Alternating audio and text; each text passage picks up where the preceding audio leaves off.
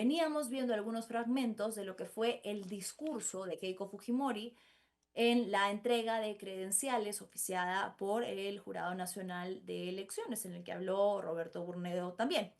Tenemos un segundo video, un segundo momento que quisiera que veamos antes de pasar a discutir esto con nuestra siguiente invitada. Vamos a escuchar qué fue lo que dijo Keiko Fujimori cuando habló sobre algunos sectores muy importantes para el país: salud, agricultura, educación, escuelas, hospitales e inclusión de los peruanos. Vamos a escucharla.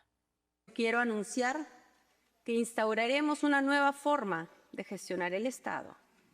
Cada ministerio tendrá objetivos concretos. Cada autoridad conocerá las metas que debe alcanzar. Cada ciudadano podrá evaluar nuestros avances. Porque gobernar significa rendir cuentas.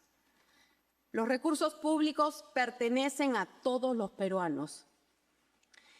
Y administrar esos recursos exige responsabilidad, eficiencia y honestidad. No permitiremos que la burocracia siga convirtiéndose en un obstáculo para quienes necesitan respuestas urgentes. El Estado tiene que recuperar esa capacidad de resolver y resolverlo a tiempo. Merecemos tener la certeza que el gobierno está en acción, que tiene decisión, coraje y voluntad política para poner orden.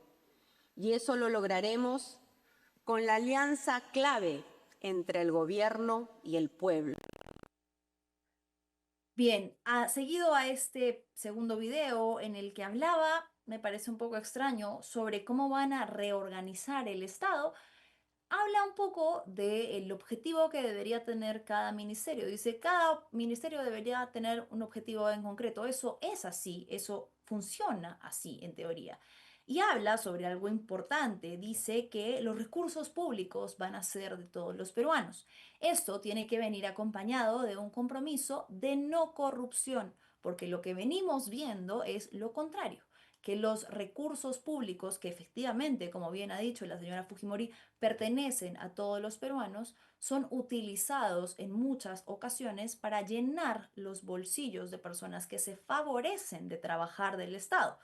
Con esto quiero enlazar ya hacia el último video que vamos a mostrar de lo que fue su discurso, con donde ha hablado sobre las necesidades que tienen la mayoría de los peruanos, lo que les decía antes, el tener progreso, paz, recuperación de confianza en las instituciones, algo que tiene que venir acompañado de coherencia. Escuchemos este último video y comentamos. Que ninguna niña vuelva a pensar que el talento, vuelva a pensar que existe un sueño demasiado grande para ella.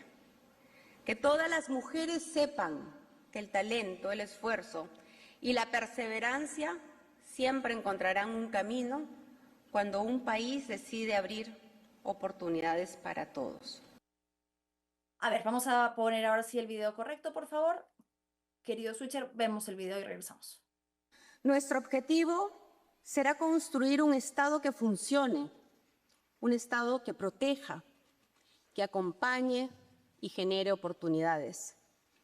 Queremos un Perú donde la seguridad permita vivir sin miedo, donde el crecimiento económico se traduzca en mejores oportunidades para todos, donde la inversión genere empleo de calidad, donde el progreso deje de ser un privilegio de algunos y comienza una nueva etapa, un nuevo rumbo, un rumbo que debe estar marcado por el progreso, por la paz, por el reencuentro de los peruanos, por la recuperación de la confianza en nuestras instituciones y hacia la verdadera inclusión de los peruanos históricamente postergados.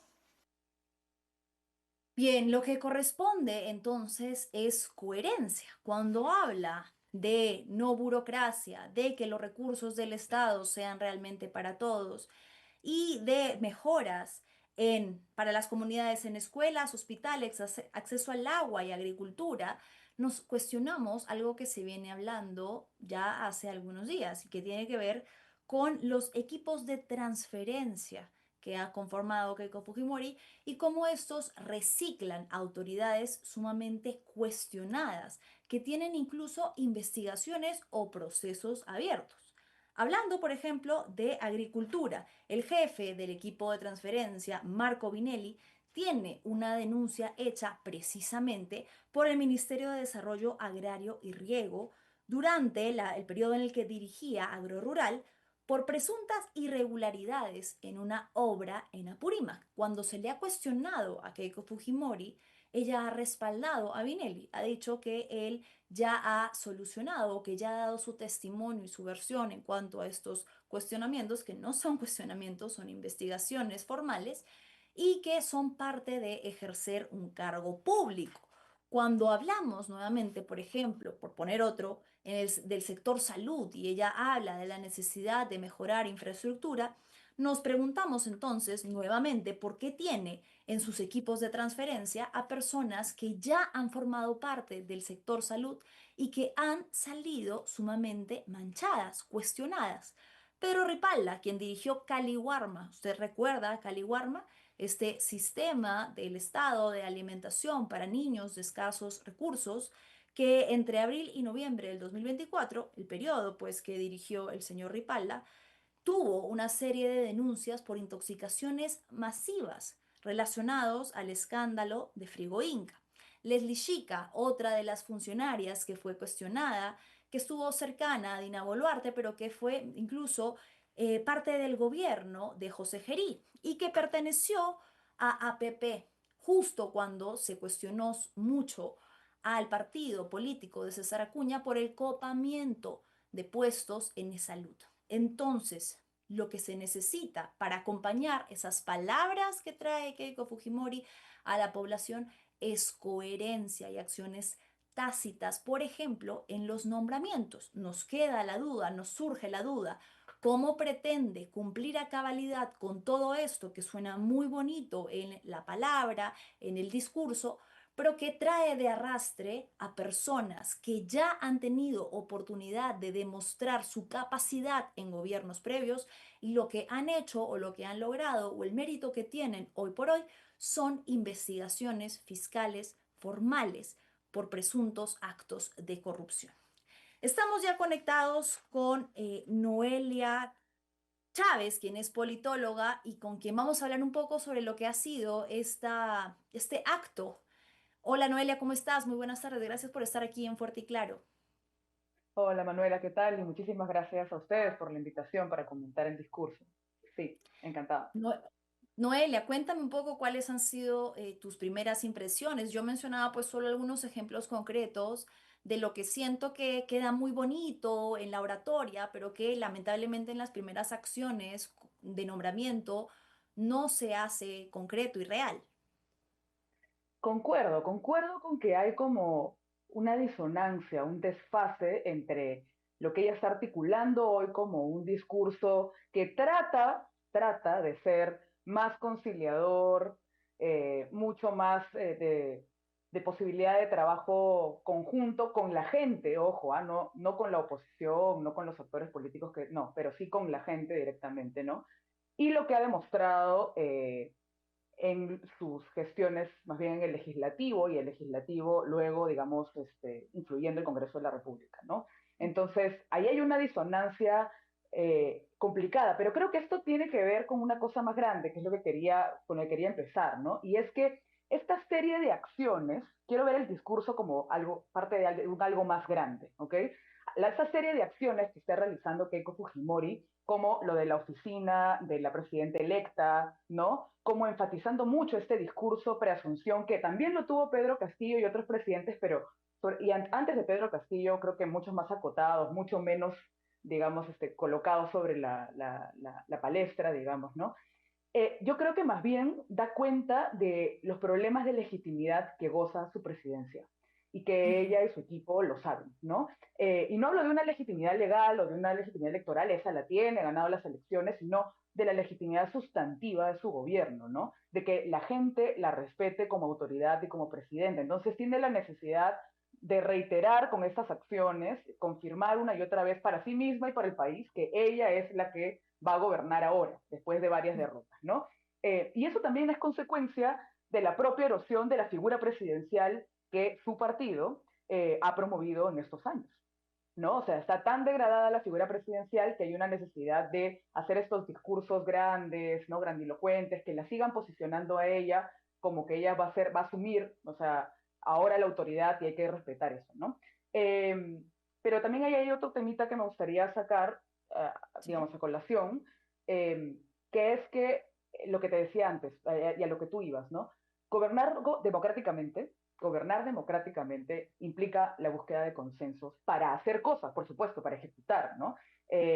Y por lo tanto implica conversar, ceder, enlazar, conectar, ganar confianza, ejecutar y sobre todo hablar con los representantes de otras fuerzas políticas y representantes de otros sectores sociales y políticos, ¿no? Eso creo que hay una ausencia en su discurso y más bien es un discurso muy del gobierno con la población.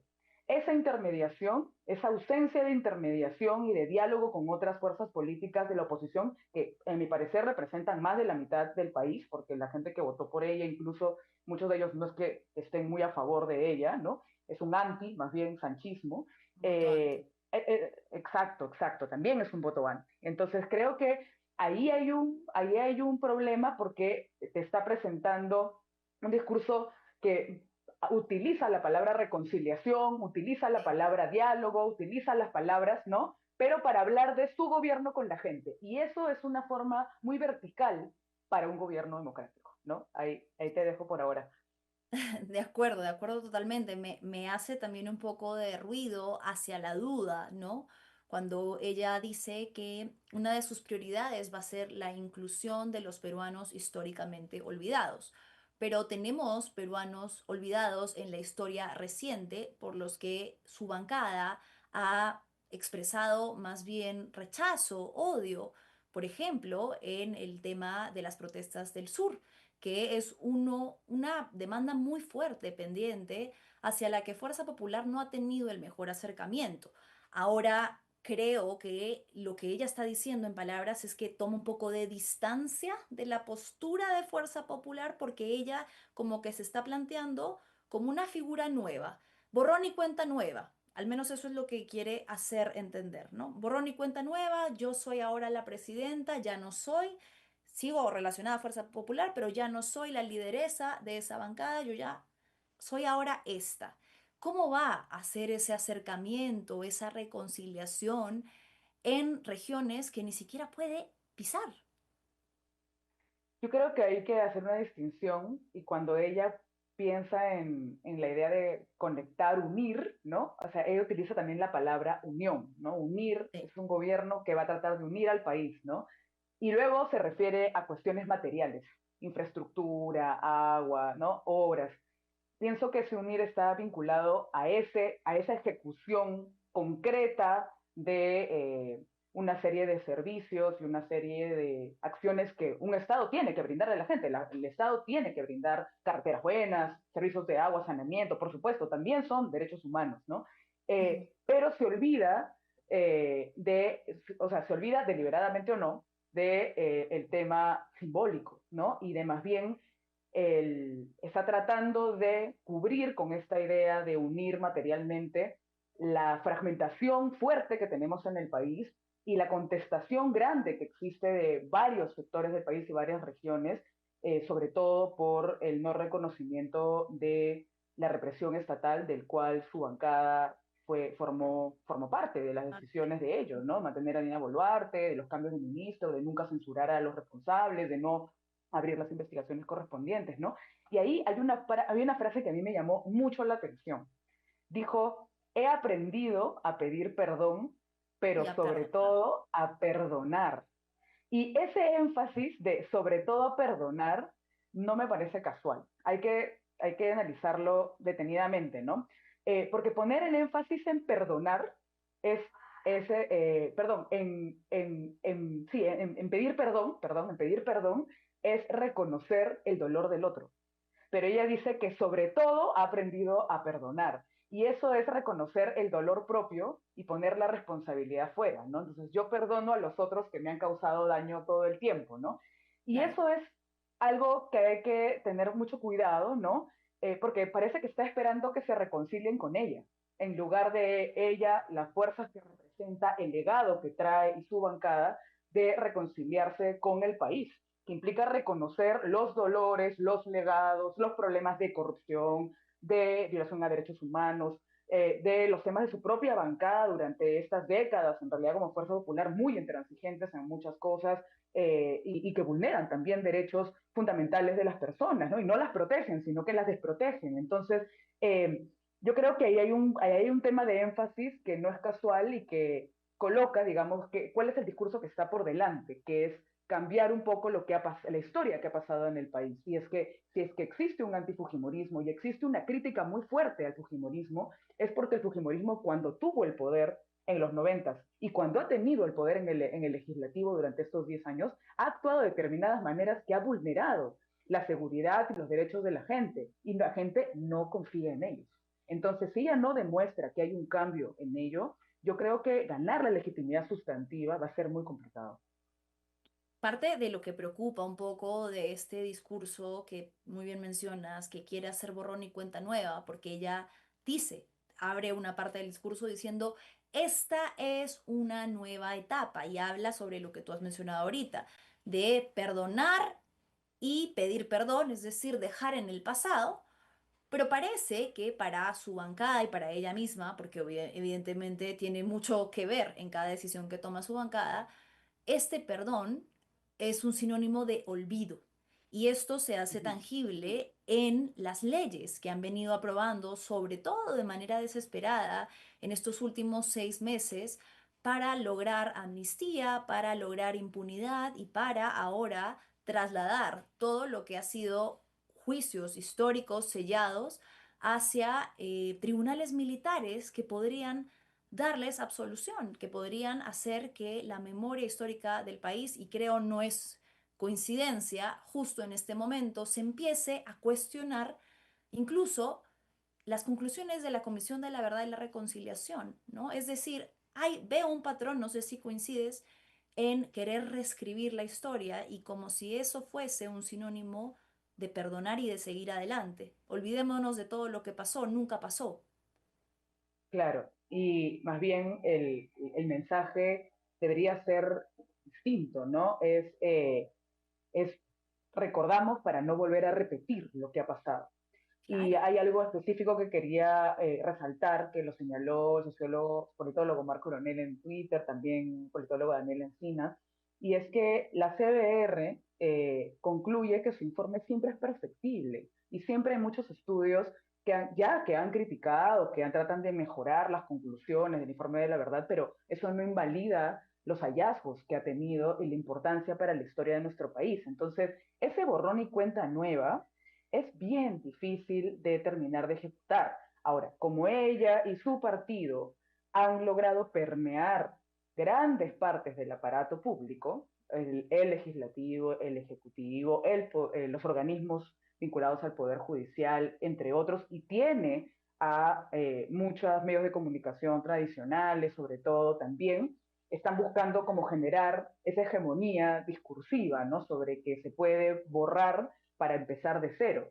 Y por eso es que creo que también la oposición tiene todo el sentido, digamos, de sentir el riesgo que eso implica, porque si es que tú quieres acallar a lo crítico, no quieres olvidar, implica que no quieres escuchar ciertas voces. Y ese sería el problema. El asunto es que en la historia siempre vemos que las resistencias están.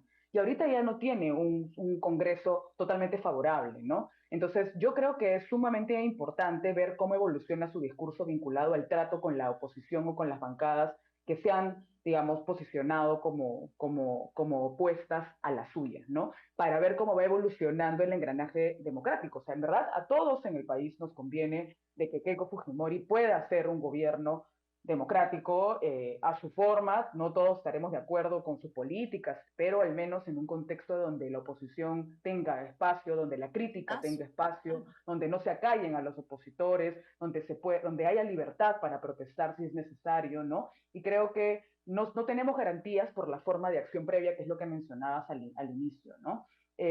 Pero lo otro también, Manuela, que quería rescatar para no solo irnos al ámbito discursivo, es que Ujú. incluso yo tengo dudas, es simplemente una cuestión que pongo sobre la mesa, de que si ella ancla todo en su gobierno a temas materiales, de infraestructura y de gestión pública, como dicen, no, tratar de hacer el Estado más eficiente, que no se demore tanto en responderle a la gente, que esté al servicio de la población, etcétera, etcétera, etcétera.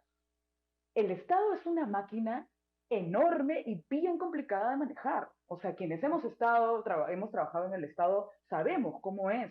Y tener los cuadros suficientes para hacerlo, yo no estoy tan segura, porque además el Estado que había ganado ejercicio, músculo, digamos, durante una década probablemente donde se trató con servir de profesionalizar un mejor el Estado, justamente en estos 5 años se ha ido desmantelando la burocracia pública que había ganado experiencia en poder manejar mejor el Estado. Entonces, así como es víctima del propio deterioro de la figura presidencial que ella y su partido alimentaron durante este tiempo, también puede ser víctima del propio desmantelamiento del Estado que ellos mismos han impulsado o que digamos, le han brindado apoyo, soporte a lo que ha pasado en estos 5 años, ¿no? Entonces, recuperar la fuerza estatal para incluso hacer las políticas que ella menciona a nivel de agricultura, a nivel de economía, a nivel de programas sociales, no es una tarea sencilla, ¿no? Y por eso también está buscando fuera de su partido, a ver si, digamos, consigue todos los cuadros que se requiere. Yo también espero que sí lo consiga y que puedan hacer una buena ejecución,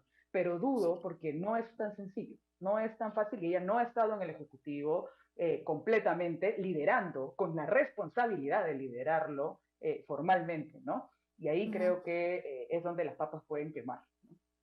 Sí, vamos a tener que ver, por ejemplo, cómo va a conformar su primer gabinete. Esa va a ser una muestra inicial de si busca consensos entre personas que no sean únicamente aliadas o serviles a su partido político, sino que realmente tangibilice esto que está diciendo en el discurso de buscar inclusión, diversidad, diálogo, amplitud de opiniones. Eso se va a tener que demostrar más allá de lo bonito que suena. Y creo que Ujú. algo que tú decías, ¿no? La existencia de la oposición, que es algo que existe, es parte de hacer democracia y de hacer política, pero que en nuestro país parece que no existe el respeto a la oposición, no se puede lidiar, no existe una oposición que pueda coexistir con el oficialismo y que Ujú. lamentablemente empieza a verse en acciones como la persecución de figuras incómodas. Ayer Ruth Luque ha sido denunciada en el Congreso por participar en una manifestación cívica, ciudadana, casos de Elia Espinosa, jueces siendo perseguidos. Entonces, creo que una primera muestra de esta gran reconciliación tendría que ser: pare, señora Fujimori, dígale a sus lacayos que paren con esa persecución abusiva hacia cualquier persona que se atreva a cuestionarlos. Totalmente, totalmente. Y porque la disonancia le puede costar a nivel de legitimidad, de votos, a nivel de apoyo, digamos. ¿Cuánto va a durar una luna de miel en donde ella dice una cosa mientras se sabe cómo se está desmantelando el Estado, cómo se está callando opositores, cómo se están denunciando? No es un terreno sencillo, ¿no? No es un terreno sencillo.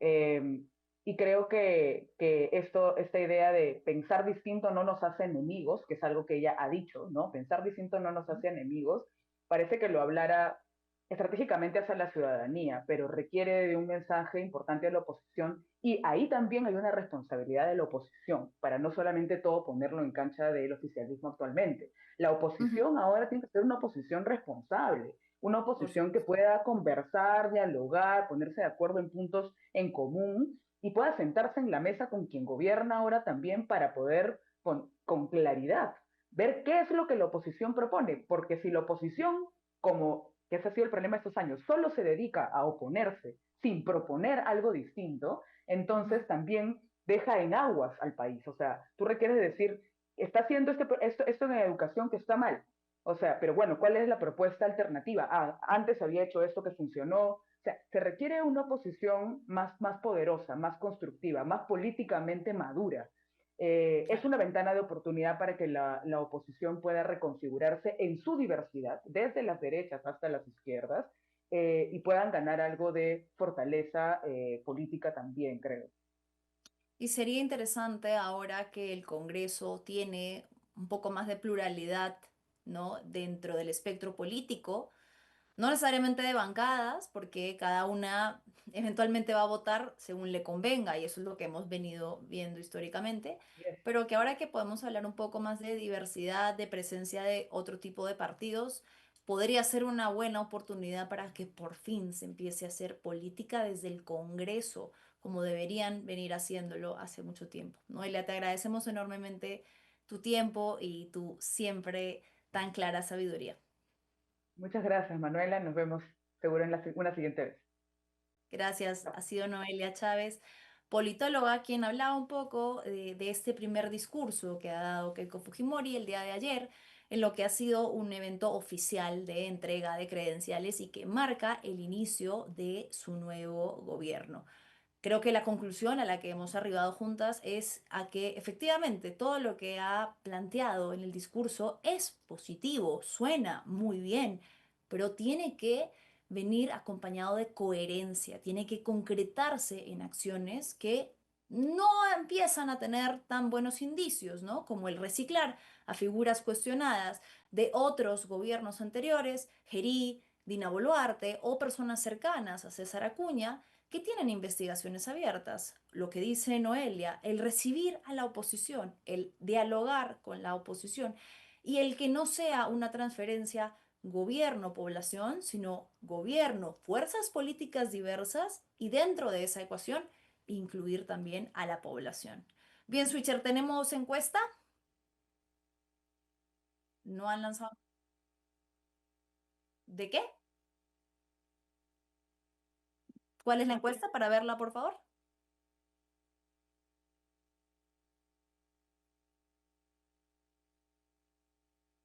Bien, entonces la pregunta fue, ¿crees que Keiko cumplirá sus principales promesas de gobierno? El 60% dice que no. Y hay un 39, casi 40% que dice que sí, que tiene fe en que así será.